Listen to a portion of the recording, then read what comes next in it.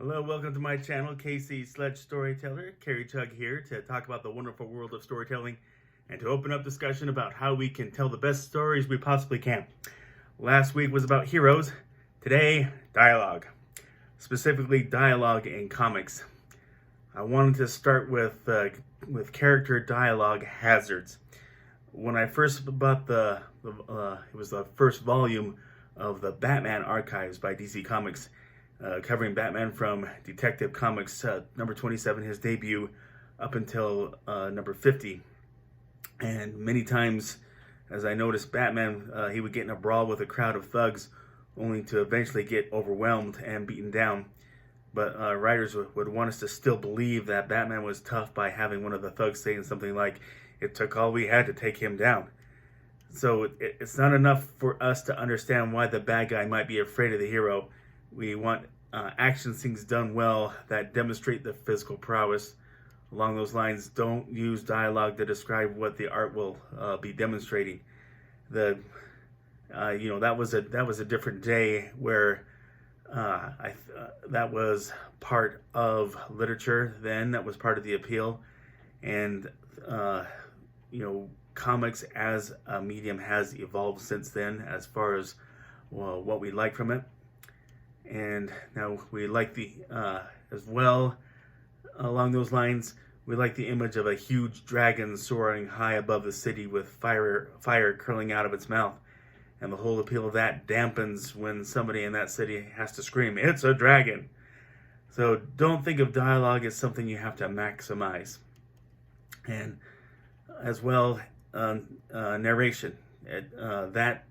When you have the third person narrator, those don't work like they did back in the golden age up until maybe the early 80s in comics. And people nowadays expect more from the action in the comics of what you see, and well-paced dialogue that works to kind of fill in the blanks. And as much as you can, you want it to be that you would understand the comics, what the story in the comics, without any dialogue. Now, when it's effectively used, it's primarily to convey the character's personality and interweave with and give more life to the plot. In terms of personality, dialogue is the key tool in showing individuality to the characters as well. Take the Avengers, and we'll keep it simple with their first movie. Tony Stark is the quick-witted smart aleck. Bruce Banner is the level-headed scientist with a few zingers here and there. Steve Rogers is the level-headed soldier with his occasional zinger. And Natasha Romanoff is strictly business, as is Clint Barton. And Thor, he's the one with a noble speaking style. And then finally, Nick Fury, he's the tactically minded authority figure who's also all business. We know that all because of the dialogue. Now, I want to touch upon accent. You just have to be careful there. Nowadays, there's that heavy demand by society to be sensitive in that realm. When you're talking about it, you don't want them to look like dimwits, and some people have a very narrow threshold of what they'll accept before someone feels portrayed that way. So you never know when there will be that outcry, and also you never know when a reader may struggle to pick up on how you're spelling certain words to convey that accent. So just proceed with caution. Let it reflect their personality. Let it reflect their culture, and let it we'll see that. Don't let that get in the way of showing depth or personality to that character. And another factor is the feel of the dialogue. I've never been a fan of the term natural dialogue, simply because no form of story completely mimics how people talk in real life. When you think about it, people stutter and stammer in such a way that wouldn't carry a humorous flow in the story. Also, it carries several sidebar bits that are necessary in the real world that don't apply to the key thing that stay focused on the plot itself, the key aspects of the story that it moves, and will bog things down.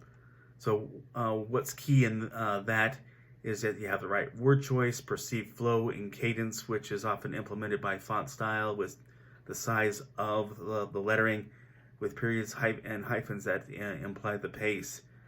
So the main thing is don't be focused on natural. What it is it's a flow that kind of can have a kind of a musical feel to it, that or poetic feel to it. Not necessarily rhyming. Just you get the gist. That I mean, Shakespeare, he kind of started things all when it came to eloquence, where people started picking up on that. So by that we know that what we see in art is just about so what I said, flow of the dialogue that makes it appealing. Excuse me. Now, just because I pointed out the difference between story dialogue and the real world conversations, it doesn't mean that you can't benefit from real world conversation. When you stop and pay attention to conversations you participate in, you'll occasionally pick up on what is said that grabs everybody's attention, makes people laugh, or rubs them the wrong way, and those are all effective as far as working it into a story and helping it move. Just take time to remember things and write them down when you get the chance. And for that reason, it's a good idea to carry a notepad or even write things down with your smartphone's various noting options. Another thing I realized with the first comic I printed was that for all of my confidence in the dialogue I had initially written in the script, when I started seeing the pages drawn, I looked at it and said, that line really doesn't fit with that, and it doesn't jive with the imagery. So I think anybody should be prepared to find yourself rewriting dialogue there. But that's my spiel on dialogue. If you like this video, please click like. If you like this channel, please click subscribe. And I hope this can get some discussion going. Agree, disagree, something I didn't mention, please comment below.